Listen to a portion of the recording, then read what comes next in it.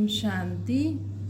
अॼु जी मिले तारीख़ आहे 5/1/2024। मिठा मिठा बाप दादा चवंदा मीठी मीठी ॿार बाप समान रूहानी टीचर ठहो। बाप समान रूहानी टीचर ठहो। जो बाप सां पढ़ियो आहे उहो ॿियनि खे बि पढ़ायो। धारणा आहे त कंहिंखे बि सम्झाए करे ॾेखारियो। अॼु बाप दादा चवंदा मीठे बच्चे बाप समान रूहानी टीचर ठहिणो आहे असांखे। जो बाप सां पढ़ियो आहे उहो ॿियनि खे बि पढ़ायो। धारणा आहे त कंहिंखे बि सम्झाए करे ॾेखारियो। प्रश्न आहे कंहिं ॻाल्हि में बाबा खे अटल निश्चय आहे, ॿारनि खे बि उन में अटल ठहिणो आहे। उत्तर आहे बाबा खे ड्रामा ते अटल निश्चय आहे। बाबा चईंदा आहिनि जो पास्ट थियो उहो ड्रामो, कल्प पहिरों बि जो थियो हूंदो उहो ई कंदासीं। ड्रामा तव्हांखे मथे हेठि न करणु ॾींदो। कल्प पहिरों जो कयो आहे उहो ई असां कंदासीं। ड्रामा असांखे मथे हेठि न करणु ॾींदो। मतिलबु ड्रामा एॾो फिक्स आहे की असां चाहियूं त बि न करे सघंदासीं। परंतु हाणे ताईं ॿारनि जी अवस्था अहिड़ी ठही न आहे, इन करे मुख सां निकिरंदो आहे ईअं हुजे हा त ईअं करूं हा, पतो हुजे हा ईअं न करूं, पतो हुजे हा त ईअं न करूं हा। अहिड़ा शब्द न चइणा खपनि। अगरि कुझु थी वियो त चओ ड्रामा। बाबा चवंदा आहिनि बीती खे चिताओ न, अॻियां जे लाइ पुरुषारत करो कि अहिड़ी कोई भूल वरी खां न थिए। ओम शांति। रूहानी बाप रूहानी ॿारनि खे वेही सम्झाईंदा आहिनि। बाप ख़ुदि चवंदा आहिनि मां जॾहिं ईंदो आहियां त कंहिंखे पतो न पवंदो आहे छो जी मां गुप्त आहियां न। गर्भ में बि जॾहिं आत्मा प्रवेश कंदी आहे त प्रवेश थियण वारे जो मालूम थोरी पवंदो आहे। तिथि तारीख़ कढी न सघूं। त जॾहिं गर्भ खां आत्मा ॿाहिरि ईंदी आहे शरीर सां तॾहिं जी तिथि तारीख़ नोट कंदा आहिनि। लेकिन आत्मा त गर्भ में पहिरियों खां ई अची वई, हुनजी तिथि तारीख़ कढी थोरी सघंदा आहिनि। जॾहिं गर्भ खां ॿाहिरि निकिरंदा आहिनि तॾहिं उहा तिथि तारीख़ लिखंदा आहिनि। त बाबा जी प्रविष्टा जी तिथि तारीख़ जो बि पतो न लॻी सघंदो आहे। कॾहिं प्रवेश कई, कॾहिं रथ में पधारियो, कुझु पतो न पवंदो आहे। कोई त ॾिसंदा आहिनि त उहा नशे में हली वेंदा हुआ, नशे में हली वेंदा हुआ। सम्झो कुझु प्रवेशता आहे या कुझु ताक़त आई आहे। ताक़त काथां खां आई आहे। मां कुझु ख़ासि जप तप त कयो न। ब्रह्मा बाबा वीचार कंदा हुआ। हिनखे चइबो आहे गुप्त। तिथि तारीख़ कुझु न आहे। सूक्ष्म वतन जी बि स्थापना कॾहिं थींदी आहे इहे कुझु बि न चई सघंदा आहियूं। मुख्य ॻाल्हि आहे मनमना भव। बाप चवंदा आहिनि हे आत्मायूं तव्हां मुंहिंज पंहिंजे बाप खे सॾु कंदा आहियो कि अची करे असां पतितनि खे पावन ठाहियूं, पावन दुनिया ठाहियो। बाप सम्झाईंदा आहिनि ड्रामा प्लान अनुसार जॾहिं मूंखे अचिणो हूंदो आहे त चेंज ज़रूरु थींदी आहे। सत्य खां वठी करे जो कुझु पास थियो सो पोइ रिपीट कंदासीं। सत्युग त्रेता पोइ रिपीट कंदासीं। सेकेंड पास थींदो वेंदो आहे। संवत बि पास थींदो आहे। चवंदा आहिनि सत्युग पास थियो। ॾिठो त न बाप सम्झाईंदा आहिनि तव्हां पास कयो, तव्हां ई पहिरियों मूंसां विछड़िया आहियो न। त हिन ते गौर करिणो आहे। कीअं असां 84 जन्म वरिता आहिनि जो हू बहू वठिणा पवंदा वापसि, अर्थात दुख सुख जो पार्ट वॼाइणो पवंदो। सत्युग में हूंदो ई आहे सुख। जॾहिं मकान पुराणो थींदो आहे त किथां खां छित वहींदी आहे, किथां खां कुझु थींदो आहे त पुराणो थी वेंदो आहे न। त हिन जी मरमत करणी आहे। हाणे असांजो पूरो दुनिया रूपी घर पुराणो थी वियो आहे न। जॾहिं ॾाढो पुराणो थी वेंदो आहे त सम्झिबो आहे कि मकान रहण लाइक़ु न आहे। हाणे नई दुनिया जे लाइ ईअं न चईंदासीं। हाणे तव्हां नई दुनिया में हलण जे लाइक़ु ठहींदा आहियो। हर चीज़ पहिरियों नई पोइ पुराणी थींदी आहे। हाणे तव्हां ॿारनि खे ख़्याल में ईंदो आहे, ॿियो कोई खे हिन ॻाल्हियुनि ॿियो कोई हिन ॻाल्हियुनि खे सम्झी न सघे। हाणे असांखे ईअं ख़्यालु ईंदो आहे न, ॿियो कोई हिन ॻाल्हियुनि खे सम्झी न सघे। गीता रामायण आदि ॿुधाईंदा रहंदा आहिनि, हुन में ई बिज़ी रहंदा आहिनि। असां बि हिन ई धंधे में बिज़ी हुयासीं। हाणे बाप केतिरो समझदार असांखे ठातो अथई न। बाबा चईंदा आहिनि ॿार हाणे पुराणी दुनिया ख़तमु थियण वारी आहे, हाणे नई दुनिया में हलणो आहे। ईअं बि न सभु हलंदा, सभु मुक्तिधाम में वेही वञनि, ईअं बि न सभु हलंदा, सभु मुक्तिधाम में वेही वञनि, इहो बि क़ाइदो न आहे। प्रलय थी वञे, तव्हां ॼाणंदा आहियो पुराणी दुनिया ऐं नई दुनिया जो ॾाढो ई कल्याणकारी संगम युग आहे। मतिलबु सभु नई दुनिया में बि न ईंदा, सभु मुक्तिधाम में बि न वेंदा। त कुझु माण्हू नई दुनिया में ईंदा, कुझु माण्हू मुक्तिधाम में वेंदा। जॾहिं विनाश थींदो न तॾहिं बि सभु न हलंदा। चईंदा आहिनि न, थोरा हिते रहंदा आहिनि जो नई दुनिया जी स्थापना कंदा आहिनि, साफ़ सफ़ाई करण लाइ। तव्हां ॼाणंदा आहियो इहे पुराणी दुनिया ऐं नई दुनिया जो कल्याणकारी संगम युग आहे न। हाणे चेंज थियणी आहे, पोइ शांतिधाम में वेंदासीं असां। हुते सुख जे बासना जी कोई ॻाल्हि न हूंदी आहे। गायन आहे न, यज्ञ में परम धाम में सुख जी बासना न हूंदी आहे। हुते त बसि आत्मा शांत में रहंदी आहे, शुद्ध हूंदी आहे। गायन आहे न, यज्ञ में विघ्न पिया सो त पईंदा रहंदा, कल्प वो बि पईंदा रहंदा। तव्हां हाणे पक्का थी विया आहियो, इहे स्थापना विनाश जो कोई नंढो कमु न आहे। इहे स्थापना विनाश जो कोई नंढो कमु न आहे। विघ्न कंहिं ॻाल्हि में पईंदा आहिनि। बाप चईंदा आहिनि काम आहे, शत्रु आहे, इन ते ई अत्याचार थींदा आहिनि। बाबा चईंदा आहिनि कि विघ्न त पईंदा आहिनि। विघ्न बि केते पईंदा आहिनि कि काम आहे, शत्रु आहे, विकार न ॾियणु, हिन ते माण्हू हिंसा कंदा आहिनि न पवित्र रहण में। हाणे त कई माण्हू ॾाढा माण्हू सम्झी विया आहिनि। द्रौपदी जी बि ॻाल्हि आहे न, ब्रह्मचार्य में ई सॼी खिटपिट आहे। सतो प्रधान खां तमो प्रधान ज़रूरु ठहिणो आहे, सीधी उतरणी आहे, पुराणी दुनिया थियणी ज़रूरु आहे। इन्हनि सभिनि ॻाल्हियुनि खे तव्हां ई सम्झी सघंदा आहियो। सिमरन बि कंदा आहियो, पढ़ी करे पढ़ाइणो बि आहे।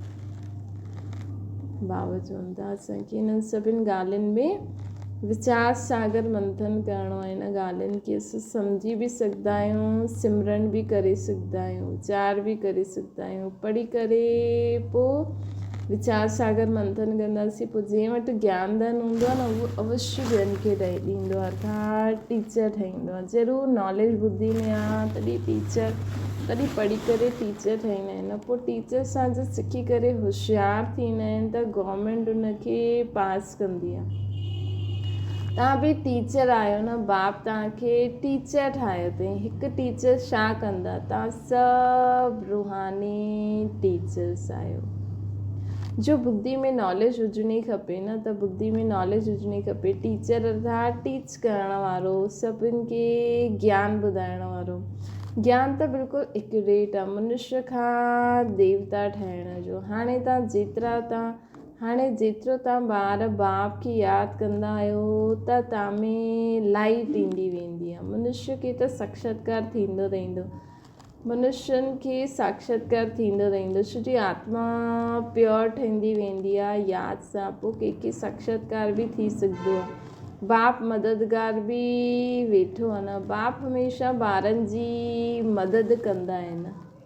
बाबा हमेशह ॿारनि जी मदद कंदा आहिनि। पढ़ाई में नंबर 1 आहिनि। हर हिकु पंहिंजी बुद्धि सां सम्झी सघंदो आहे मां केतिरी धारणा आहे मूं में। अगरि धारणा आहे त कंहिंखे सम्झाए करे ॾेखारियो। इहे धन ॾींदा न आहिनि, इहा आहे धन, ज्ञान धन। अगरि धन न ॾींदा आहियो त कोई मञंदो ई न कि हिन वटि धन आहे। धन दान कंदा त महादानी चईंदासीं। महारथी महावीर ॻाल्हि हिकु ई आहे। सभु हिकु जहिड़ा त न थी सघंदा आहिनि। तव्हां वटि केतिरा ईंदा आहिनि, हिकु हिकु सां वेही मथो मारणो हूंदो आहे छा? बाबा चवंदा आहिनि कि तव्हां वटि केतिरा ईंदा आहिनि, हिकु हिकु सां वेही मथो मारणो हूंदो आहे छा? उहो माण्हू अख़बार द्वारा ॾाढा उहो माण्हू अख़बार द्वारा ॾाढनि खे ॻाल्हियूं ॿुधाईंदा आहिनि त ॾाढा चमकंदा आहिनि। त ॾाढा त असांखे बावजूदि हा पहिरियों त हिकु खे ॿुधाइणो हुयो, हाणे त हेॾा अगरि हिकु खे ॿुधाईंदासीं त एॾी दुनिया कीअं ज्ञान पहुची थो सघे। पोइ जॾहिं तव्हां वटि अची करे ॿुधंदा त चईंदा असां परमत ते छा कयो। दुनिया में माण्हू अख़बारनि द्वारा ॾाढो ॻाल्हियूं ॿुधाईंदा आहिनि त उहे ॾाढा चमकंदा आहिनि। पोइ जॾहिं बाबा जो ज्ञान अगरि कंहिं वटि कंहिंखे मिली वियो त हिते त ॾाढो सुठो आहे, चईंदा असां त परमत में हली वियासीं। हिकु खे ठीकु करण में महिनत लॻंदी आहे, इहा बि केतिरी महिनत लॻी न, पोइ बि कोई महारथी, कोई घोड़े सवार, कोई प्यादो निकितो। इहे ड्रामा में पार्ट आहे न, इहा त सम्झंदा आहियो आख़िरी जीत असांजी ई थियणी आहे। जो कल्प पहिरियों थियो हुयो उहो ई थींदो। बाबा चए थो कोई नई ॻाल्हि न आहे न, त ॾिसो दुनिया में केॾो कुझु थिए थो अगरि असां वीचार करूं। पर इहो ड्रामो शूट आहे, हर हिकु ॻाल्हि पंहिंजे पाण ई थींदी थी वञे। पुरुषार्थ त ॿारनि खे करिणो ई आहे। बाप राय ॾींदा आहिनि, सम्झाइण जी कोशिशि करो। पहिरियों शिव बाबा जे मंदर में वञी करे सर्विस करो।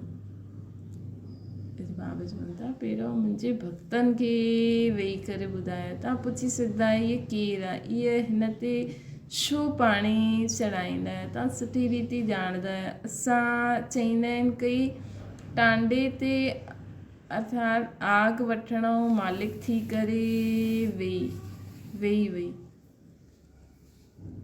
चईंदा आहिनि गई टांडे ते आग वठण ऐं मालिक थी करे वेही रही। अर्थात उन्हनि खे ॿुधाईंदे, उन्हनि खां पुछंदे असां ई उन्हनि खे ज्ञान ॾियणु शुरू करे छॾियोसीं। इहे दृष्टांत बि असांजो आहे न। तव्हां वेंदा आहियो जॻाइण जे लाइ, तव्हांखे निमंत्रण ॾेई करे सॾु कंदा आहिनि त अहिड़ो निमंत्रण अचे त ख़ुशि थियणो खपे। काशी आदि में वॾा टाइटल ॾींदा आहिनि। भक्ति में केतिरा ढेर मंदिर आहिनि, इहे बि हिकु धंधो थी वियो आहे। त बाबा चवंदा आहिनि भक्ति में माण्हू थोरो बि ग्रंथ शास्त्र पढ़े थो, कंठ करे ॿुधाए थो त हुनखे फलानो टाइटल मिली वेंदो। इहो बि हिकु धंधो थी वियो आहे। कोई सुठी स्त्री ॾिठी त हुनखे गीता कंठ कराए अॻियां रखी ॾींदा आहिनि त पोइ कमाई थींदी रहंदी आहे, उहो मिली वेंदी आहे, कमाई मिली वेंदी आहे न। आहे कुझु बि न, रिधी सिधी ॾाढो सिखंदा आहिनि। अहिड़ो स्थान ते वञिणो खपे, हुते वञी करे हुननि खां पुछिणो खपे, पोइ ख़ुदि ई हुननि खे ज्ञान ॾियणो खपे। तव्हां ॿारनि खे कॾहिं शास्त्र अर्थ न करिणो खपे, तव्हांखे त वञी करे बाप जो परिचय ॾियणो आहे।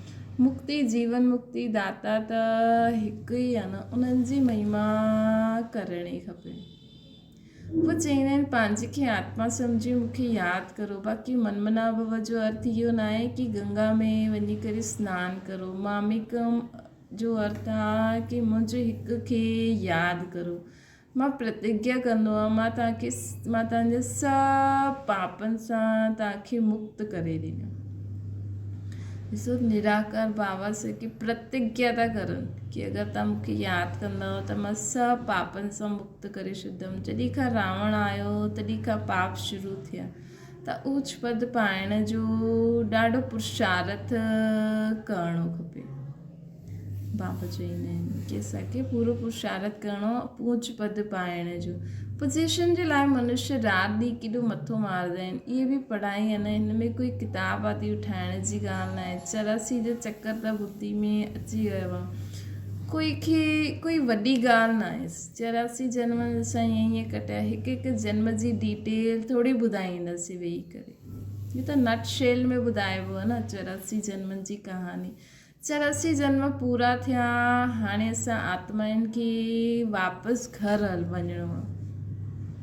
आत्मा त पते ठही त हुनखे पावन ज़रूरु ठाहिणो आहे। सभिनि खे इहे ई चईंदा रहो कि बाबा चईंदो आहे, परमात्मा चईंदा आहिनि मामिकम यादि करो। ॿार चईंदा आहिनि बाबा योग में न रही सघंदा आहियूं। अरे तव्हांखे सम्मुख चवां थो कि मूंखे यादि करो। योग अक्षर छो चईंदा आहियो? बाबा चईंदा आहिनि की मां त तव्हांखे सम्मुख अची चवां थो मूंखे यादि करो। योग अक्षर छो चईंदा आहियो? योग चइण सां ई भुलिजी वेंदा आहियूं।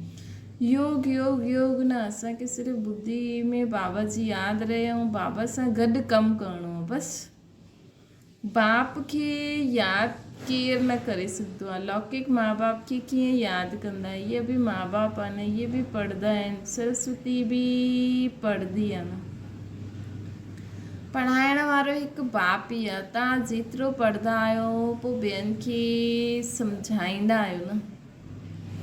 बाप चईंदा आहिनि ॿार शास्त्र पढ़णु जप तप करण सां मूंखे प्राप्त न करे सघंदा। बाक़ी फ़ाइदो छा? सीढ़ी त उतरंदा ई ईंदा आहियो न। तव्हांजो कोई दुश्मन न आहे। पोइ बि तव्हांखे सम्झाइणो आहे। ज़रूरु आहे की पाप ऐं पुण्य कीअं जमा थींदो आहे। रावण राज्य खां पोइ तव्हां पाप करणु शुरू कयो, मतिलबु द्वापर खां जॾहिं शुरू थियो रावण राज्य। अहिड़ा बि ॿार आहिनि जेके नई दुनिया पुराणी दुनिया छा आहे इहे सम्झाइण ई न ईंदो। अहिड़ा बि ॿार आहिनि बाबा जी घर। त बाबा चवनि था अॼु प्रैक्टिस करो। हाणे बाप चवनि था की ॿिए जे बाप खे यादि करो, उहो ई पतित पावन आहे। बाक़ी तव्हांखे किथे बि वञण जी ज़रूरत न आहे। भक्ति मार्ग में सदैव पेर घर खां ॿाहिरि निकिरंदो हुयो। भक्ति मार्ग में पेर सदैव घर खां ॿाहिरि निकिरंदो आहे न, बुद्धि दौड़ंदी आहे न। लेकिन हिते असांखे काॾे वञण जी दरकार न आहे। पति स्त्री खे चईंदी श्री कृष्ण जो चित्र घर में बि, पति स्त्री खे चईंदो श्री कृष्ण जो चित्र घर में बि आहे, पोइ ॿाहिरि छो था वञो? छा फ़र्क़ु आहे? पति परमेश्वर आहे, हिनखे बि न मञंदा आहिनि। भक्ति मार्ग में ॾाढो दूर दूर ऊचो मंदरु ठाहींदा आहिनि त जो मनुष्य जो भाव हुए। तव्हां सम्झाईंदा आहियो मंदरनि में केतिरो धको खाईंदा आहिनि। हाणे बि ॾिसो केॾी ठंडी आहे त बि माण्हू हेॾे होॾे भगत ठही भॻवान खे ढूंढण लाइ केॾो धका था खाइनि न। हीअ बि हिकु रस्म पई आहे। शिव काशी में तीर्थ करणु वेंदा आहिनि, परंतु प्राप्ति कुझु बि न आहे। हाणे तव्हांखे बाप जी श्रीमत मिलंदी आहे, तव्हांखे छा काॾे वञणो न आहे। बाबा चवनि था पतियुनि जो पति परमेश्वर वास्तव में उहो हिकु ई आहे। सर्व पतियुनि जो पति उहो परमेश्वर शिव बाबा वास्तव में असां सभिनि जो पति उहो हिकु ई आहे। जंहिंखे तव्हांजो पति आहे, जंहिंखे तव्हांजो पति काका मामा सभु यादि कंदा आहिनि, उहो आहे पति परमेश्वर अथवा पति परमेश्वर। जंहिंखे केरु आहे? पति परमेश्वर। जंहिंखे तव्हांजा पति काका मामा आदि सभु यादि कंदा आहिनि, उहो आहे पति परमेश्वर मथां। ऐं अथवा पिता परमेश्वर बि आहे, छो जो बाबा सां सर्व संबंध निभाईंदा आहिनि। त असांजो पति बि आहे, पिता बि आहे, माता बि आहे, सखा बि आहे। उहो तव्हांखे चईंदा आहिनि मामेकम यादि करो त विक्रम विनाश थींदा।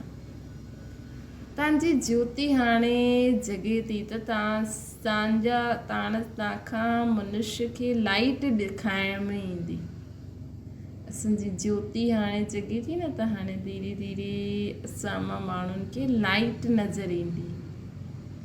त ॿारनि जो बि नाम बालो थियणो खपे।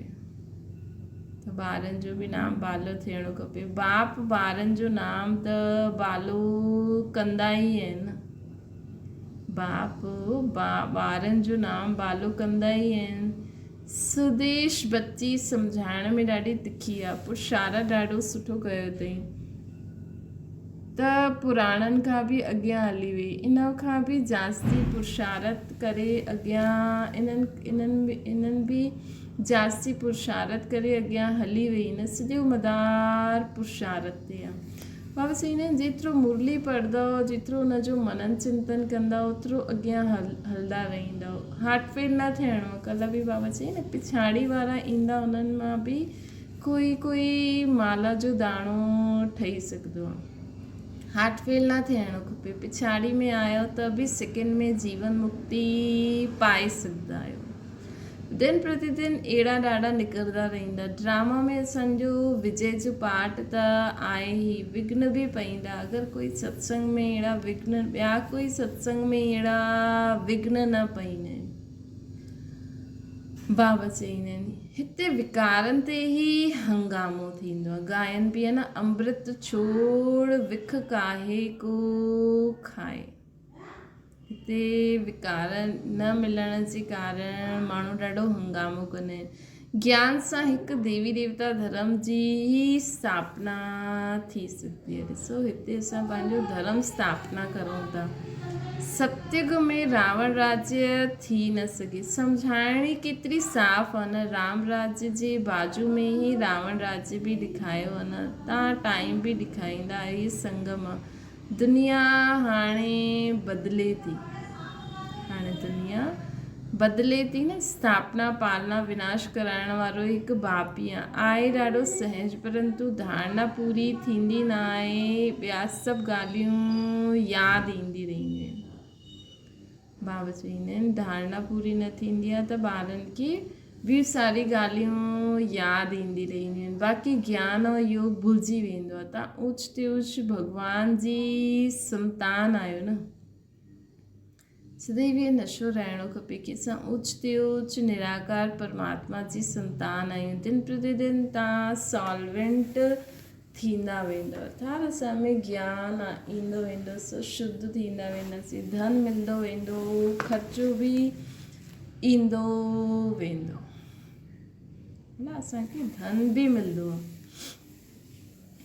पहिरियों ॾिसो बाबा बैगरी पाठ हो, पोइ हुन खां पोइ केॾो हाणे त केॾो बाबा जे घर में धन ईंदो आहे। बाबा चवंदा आहिनि हूंदी भरिजंदी वेंदी। कल्प पहिरियों मिसल बि तव्हां ख़र्चो कंदव।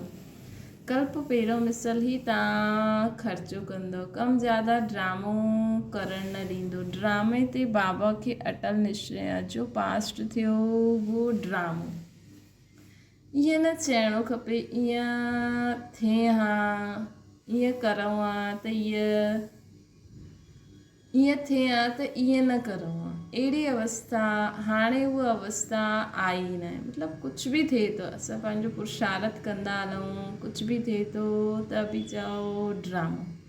कुझु न कुझु मुख सां निकिरी वेंदो आहे, पोइ फील थींदो आहे। बाबा चवंदा आहिनि बीती खे चिताओ न, अॻियां जे लाइ पुरुषार्थ करो कि अहिड़ी भूल वरी न थिए। मतिलबु असांखे हर ॻाल्हि में शिक्षा वठणी आहे। हिनखे चिताईंदे टेंशन में न अचिणो आहे। इन करे बाबा चवंदा आहिनि चार्ट लिखो।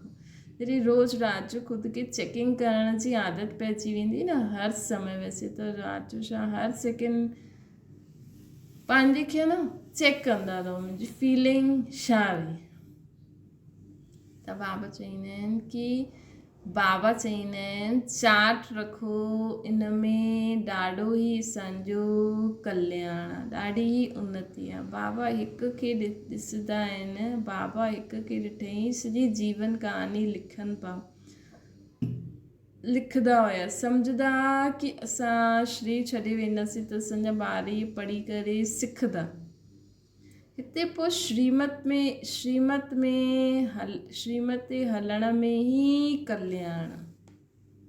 हिते श्रीमत ते हलण में ई कल्याण आहे। हिते कूड़ बि हली न सघे। हाणे बि ॾिसो असां छा था करूं। जीअं दुनिया वारा माउ बाप पंहिंजी डायरी लिखी ॿारनि खे ॾींदा आहिनि और रखी वेंदा आहिनि, उहो ई असांजे लाइ बि बाबा एॾी मुरली, एॾो अनुभव सभिनि जो लिखी करे सभु रखी विया आहिनि। त हाणे बि जो नया नया ॿार ईंदा उहे सभु पढ़ंदा त उहे बि झटि हुन रीति पुरुषार्थ कंदा रहंदा। त हुननि महिनत करे कयो, पोइ हुननि अनुभव ॿुधायो, असां ॿुधी करे फटाफट सिखी वेंदासीं। इन हिसाब सां हाणे जेका ॿार अगरि तीव्र पुरुषार्थ कंदा, बाबा जी मुरलियूं, बाबा जेको बि अनुभव ब्रह्मा बाबा जा क़दम आहिनि उन्हनि ते ध्यानु ॾेई पढ़ंदा कंदा, त त झटि अॻियां निकिरी वेंदा। हिते पोइ श्रीमत ते हलण में ई कल्याण आहे, हिते कूड़ हली न सघे। नारद जो मिसाल आहे न, चाट सां फ़ाइदो ॾाढो आहे। बाबा फ़रमान कंदा आहिनि त ॿारनि खे फ़रमान ते हलणो खपे। ॿार फ़रमान कंदा आहिनि, बाप फ़रमान कंदा आहिनि, बाप असांखे कुझु चईंदा आहिनि त असां ॿारनि खे बि उहा फ़रमान ते हलणो खपे। त अॼु पंहिंजो पूरो चार्ट ॾिसंदो ऐं अॼु खां डेली चार्ट ॾिसंदो। अच्छा, मीठी मीठी सिकीले ते ॿारनि प्रति माता पिता बाप दादा जो यादि प्यार ऐं गुड मॉर्निंग। रूहानी बाप जी सभिनि रूहानियुनि ॿारनि खे नमस्ते।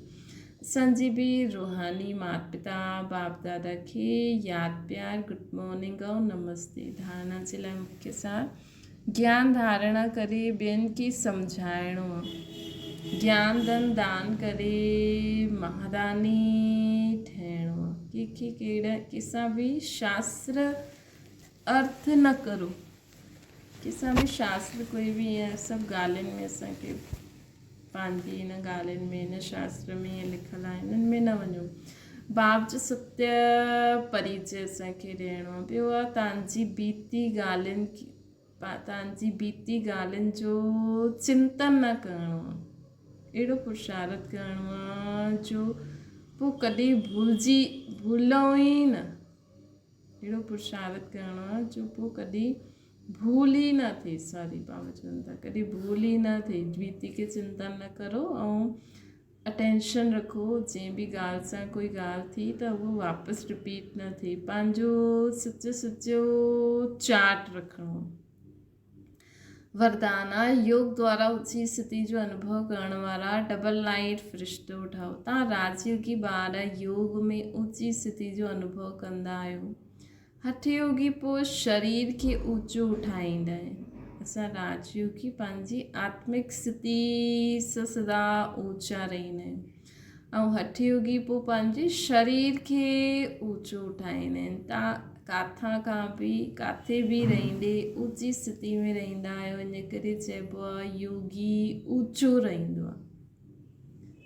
असां काथे बि रहूं था लेकिन असांजी आत्मिक स्थिति सदा ऊची रहे कि मां परमधाम निवासी आत्मा, मां अव्यक्त वतन निवासी फ़रिश्तो हिन सृष्टि ते पाट थो वॼायां। इन करे दुनिया में योगियुनि खे ऊचो पर्वत ते ॾेखारियो अथनि। असांजे मन जी स्थिति जो स्थान सदा ऊचो परमधाम में आहे, बाबा वटि।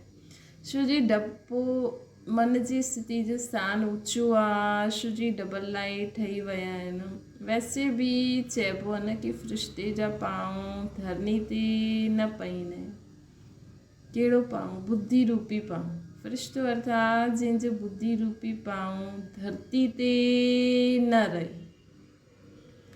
देहभान में न रहे, पुरानी दुनिया सां कोई बि लगाव न हुजे, पुरानी दुनिया सां कोई बि लगाव न हुजे। असांजी मन जी स्थिति ॾाढी ऊची कि मां परमात्मा जो संतान आहियां।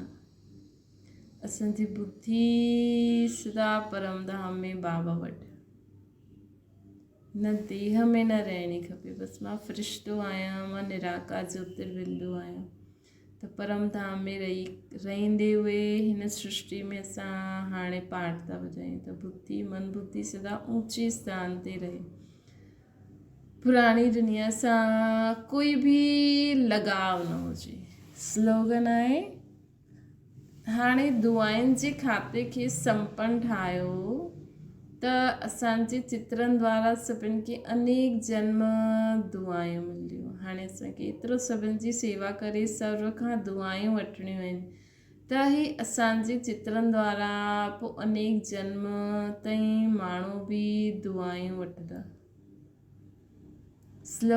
अव्यक्त साइलेंस द्वारा डबल लाइट फ़रिश्ते जो अनुभव करो। फ़रिश्ते स्थिति जो अनुभव करण लाइ हाणे आवाज़ में ईंदा आहियूं, डिस्कस कंदा आहियूं। कहिड़ो बि वातावरण में रहंदे सेकेंड में सर्व संकल्पनि खे स्टॉप करे आवाज़ सां परे